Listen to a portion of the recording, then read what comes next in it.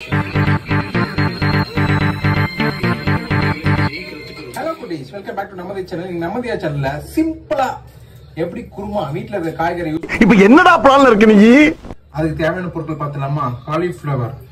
Cauliflower, onion, ஒரே onion. இது பாத்தீங்களா கொடமிளகா, நல்லா டேஸ்டா இருக்கும்.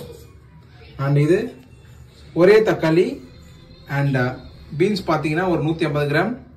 ஒரு மீடியமான சைஸ் கேரட்னா டிஃப்ரெண்டா பாத்தீங்களா? சூப்பர் கேரட் நல்லா இருக்குங்க டேஸ்டா. இதாங்க தேவையான பொருட்கள். வாங்க எவ்வளவு குயிக்கா முடிக்கணும்னு மட்டும் பாருங்க.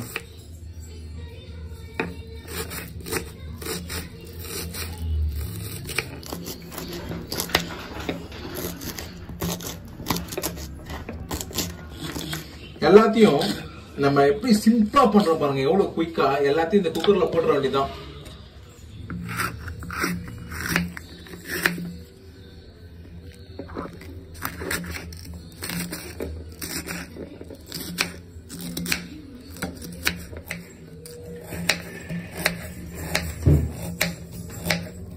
காய் கட் பண்ண பாத்தீங்களா? கட் பண்ண காய் எல்லாத்தையும் இந்த குக்கர்ல போட்டாச்சு. ரொம்ப ஸ்பீடா செஞ்சிடலாம், நல்லா ருசியாவும் இருக்கும். அது இதெல்லாம் போட வேணாம், சிம்பிளி காய்கறியை போட்டு அப்படி செஞ்சா healthy as well as tasty ரெண்டுமே ஆகும். இது வந்து தேவையான அளவுக்கு நம்ம காரத்துக்கு ஏத்த மாதிரி மிளகாய் பொடி, மசாலா பொடி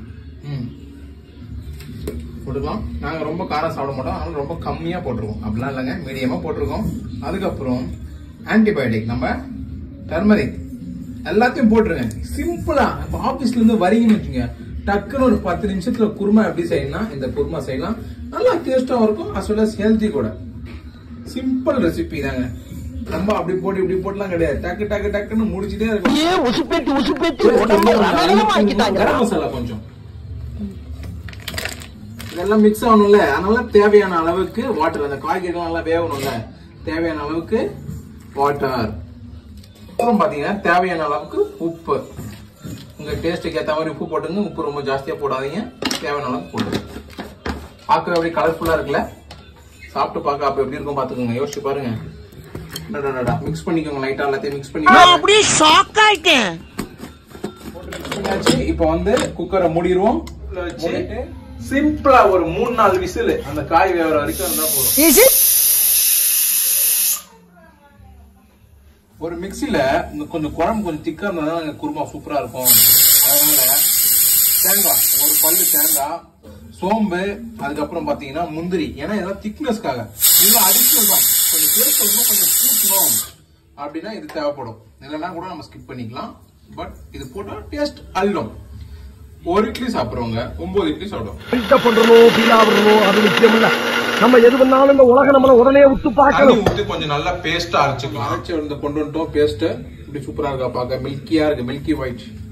இது காயெல்லாம் வேக வச்சு எடுத்தாச்சு. நெக்ஸ்ட் வந்து தாளிப்புக்கு ஒரு தாளிப்பு கரண்டி வச்சாச்சு.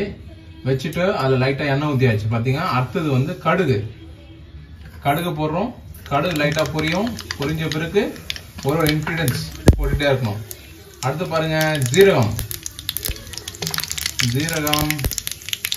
நெக்ஸ்ட் வரமிளகா, பெருங்காயம். சூப்பர் அப்படியே பொங்கல் பார்த்தீங்களா அழகா. நெக்ஸ்ட் கருவேப்பிலை, அப்புறம்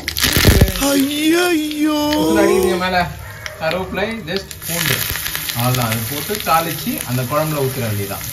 நம்ம வேக வச்சிருக்கோம் பாத்தீங்களா குக்கர்ல, அதுல ஆட் பண்ணிட வேண்டியதான். குக்கர் விசில் பொண்ணு திறந்துட்டோம். காய் பாருங்க எவ்வளவு சூப்பரா அழகா குக் ஆயிருக்கு.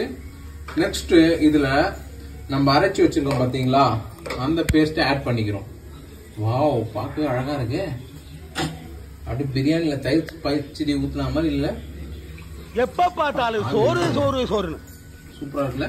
அந்த வேக வச்சோம் பாத்தீங்களா, அந்த இது தேங்காய் அரைச்சு ஊத்திட்டு அந்த மிக்ஸ ஊத்திட்டு அடுப்புல வச்சுட்டு ஒரு 2-3 மினிட்ஸ் லைட்டா கொதிச்ச பிறகு நெக்ஸ்ட் நம்ம தாளிப்பை ஆட் பண்ண வேண்டியதான். சூப்பரா இருக்குல்ல. இன்னைக்கு ஒரு புட்டு ஆட்டுக்கறி குழம்போட நாட்டுக்கோழி பொரியல். நல்லா கொதிச்சு வருது பாருங்க. இப்போ கொதிக்கிற டைம்ல அந்த தாளிப்பை எடுத்து ஆட் பண்ண வேண்டியதான்.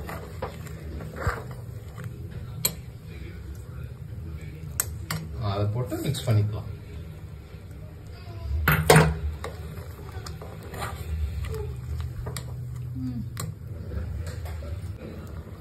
Garnishing time. கொத்தமல்லி.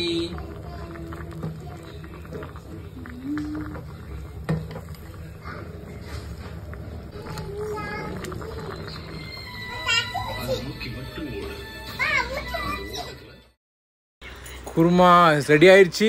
ஒரு 3 இட்லியை வச்சு அதில் அந்த குருமா ஊற்றுனேன்னு அப்பா குருமாலாம் குருமாவையா